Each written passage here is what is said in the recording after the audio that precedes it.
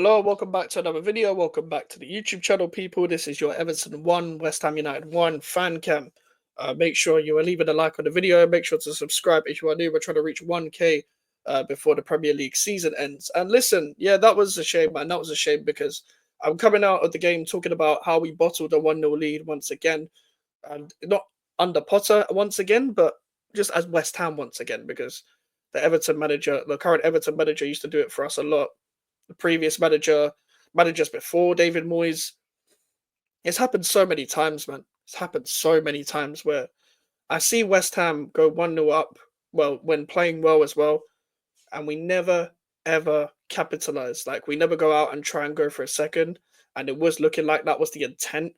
Um, for me, I don't like when a manager doesn't like still changes his subs, still refuses to change his subs. Like after what's it called?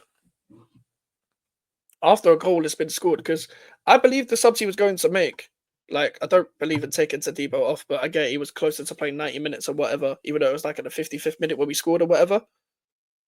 I believe going to a back four, in terms of having four defenders on the pitch, and taking Suchek off would have been the right decision at the time. Having Soler, Ward-Prowse, Paquetá trying to retain the ball, etc. Because I think everyone played meaty in the first half, but then everyone stepped up in the second half. But I believe the sub still should have been made, but maybe taken off like a Paquetá instead of a Suchek or whatever if you didn't want to take the goal scorer off necessarily. So that's my whole thing when it comes to that. That's my criticism of Potter when it comes to that. But I will give credit to the players and Potter for them turning up in the second half, but Potter tweaking it where he pushed Wan-Bissaka a lot higher, along with the midfield line when we didn't have the ball, so we could press a lot higher. So then Tadibo was defending the wide areas on the right, which I thought them two had a good game in the second half, especially. I think Tadibo's really coming into his own when you give him time and stuff. And hopefully he can be a bit like fully fit. Like there's no excuses to take him off anymore when it comes to coming back from the break. As much as I don't like Mavropanos here, and yeah, it is partly his fault for the goal. I need to give first of all credit to Everton because the way Tarkovsky shielded one of our players that we couldn't get out to the other player, they 2v1 does down the line. We need to get out there as well. We need to get out there and stop the cross. As much as I think Emerson had a really good game, really, really good game. However, I think he needs to stop the cross. For me, personally, I think he needs to stop the cross. He all game, he just was letting the ball go in, letting the cross come in, not heading the ball out. I mean, not heading the ball out, not closing it down. So all the time we're just trying to head everything out that they put in the box. Instead, maybe stop standing back. You are basically a wing back in this formation. So that gives you actually more license to go forward and close the cross down. That's something we failed to do. And that was part of the reason why we lost anyway. But that was coming because I said it even in the watch along. As much as we were playing well, this screams like a 1-1. This screams for them to score a goal because we're not capitalizing on the 1-0. With individual players, I don't think anyone was that bad. I'll be wrong. I don't think anyone was that bad. Like, Kudus was pissing me off in the first half. Paquetá was pissing me off in the first half. I thought both of them, as much as they weren't perfect in the second half, they really improved. I don't think anyone was that bad. I think Ward-Prowse is still meaty, but he was doing some good things in the second half. That was really important, like retaining the ball and stuff. I thought Bowen, despite the fact that I don't want him on the left, was doing really well, trying to keep the ball back to play goal, going down the left, being direct. I still don't know why. There's literally no point of having Evan Ferguson. There's no point of having him. If you're going to keep putting him on like 90 minutes and whatever. I know he was going to put him on anyway, and we needed to have a striker presence, but there's no point signing him. There was no point signing him, but luckily it's just a loan. So as much as I would have liked to, I didn't want the obligation to buy. I wanted the option to buy because he could have done shit, and then we could have had like. Well, if we got an obligation to buy with the current circumstances now, there would have been no point buying him because of the lack of impact that he's making. But and let's be real with it here, man. Let's be real with it here, man. That was just a straight bottling, like because you had it in your hands. You had the whole world in your hands. You maintained it quite well, controlling the game, trying to run down the game, etc. But you needed to go out and try to get the second goal.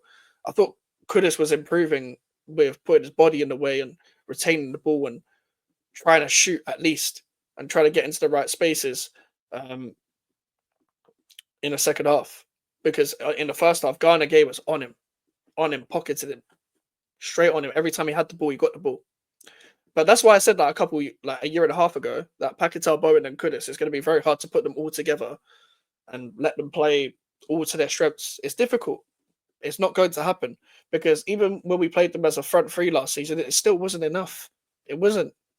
It wasn't. And to be honest, Paquetá and Kudus have dipped so much that it kind of doesn't matter.